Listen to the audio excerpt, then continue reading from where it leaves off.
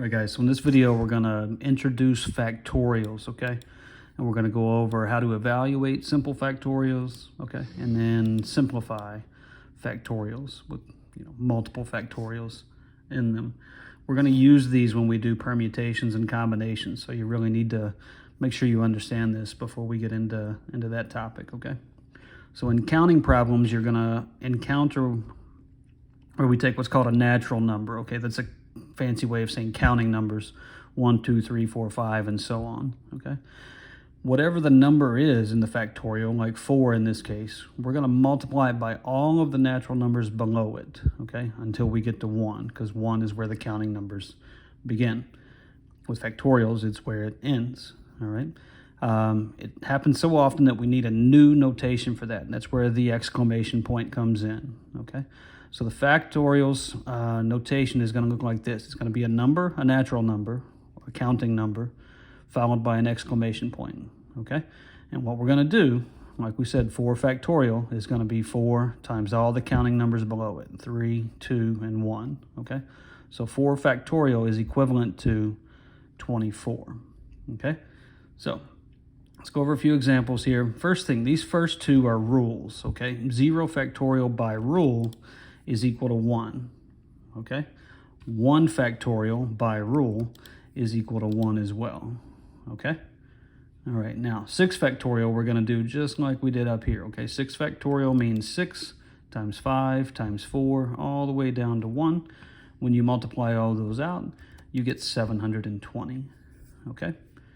10 factorial is going to be a lot bigger number. It doesn't seem like there's a big difference between 6 factorial and 10 factorial. But remember, we're multiplying 6 factorial basically times 7, 8, 9, and 10. So that's going to be a huge number. It's actually over 3 million. It's going to be 3.628 million and 800,000. Okay? Now, in order to not have to multiply these out, okay, in order to make it easier, calculators have a factorial button. Okay? Depending on what kind of smartphone you have, when you look at the calculator, turn the phone sideways and you'll see probably X exclamation point. That's the factorial button, okay? So use it so you don't have to push a bunch of buttons on the calculator, 10 times 9 times 8 all the way down. That would take a long time. You can just do 10 factorial, okay? On the graphing calculators that we have in class, all right? It's a little bit of a process to get to it. It's a few buttons, okay? But if you need help finding it, let me know and I'll show you, okay? Now let's go down to the next few examples and simplify some expressions that have factorials in them. Right, so in these we've got a factorial divided by a factorial, okay? And we need to simplify these, all right? So in the numerator, 7 factorial is going to be 7 times 6 all the way down to 1.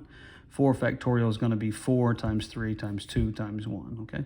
So one of the things you should notice is that we've got these factors from 4 down in common. So those are going to cancel out, all right?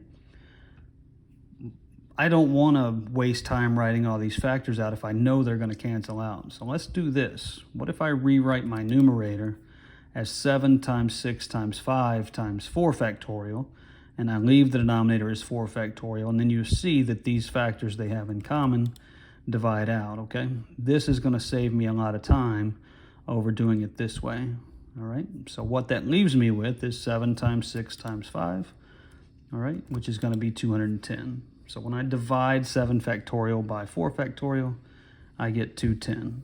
All right.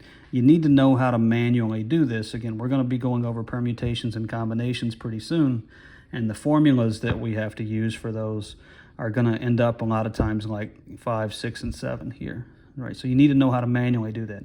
You can still do this on a calculator though. Just divide 7 factorial by 4 factorial, and you'll get 210. All right.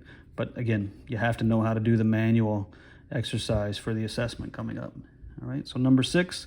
I'm not going to do this step. I'm going to go right to this step, all right? So I'm going to rewrite the numerator as 9 times 8 times 7 times 6 times 5 times 4 times 3 factorial. Again, I want to get to the point where these will cancel out with what's in the denominator. All right, so the 3 factorials are going to cancel out. That leaves me with 9 times 8 all the way down to 4, which equals 60,480. All right. pause it here. I know 7 looks a little different, but try to do this one using the concept we used up here, and then come back and check your work. Okay, so the numerator, I'm going to rewrite till I get to 6 factorial, okay? I'm not going to do anything with the denominator yet, okay? And so notice my 6 factorials are going to cancel out.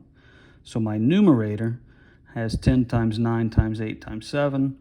My denominator has 3 factorial. So now I'm going to write the denominator out as 3 times 2 times 1, okay? So we can still simplify. I still don't want to multiply these out and divide by this. I want to simplify as much as I can to get the answer, okay? So I've got my 10 here. Notice this 9 and this 3 can simplify, okay? 9 divided by 3 is 3. All right, 8 divided by 2 is 4. And then 7 divided by 1 is 7, okay? So I can simplify because 9 and 3 have like factors, and 8 and 2 have like factors here. So it gives me 10 times 3 times 4 times 7, which is 840, okay? So that's how you simplify expressions involving factorials.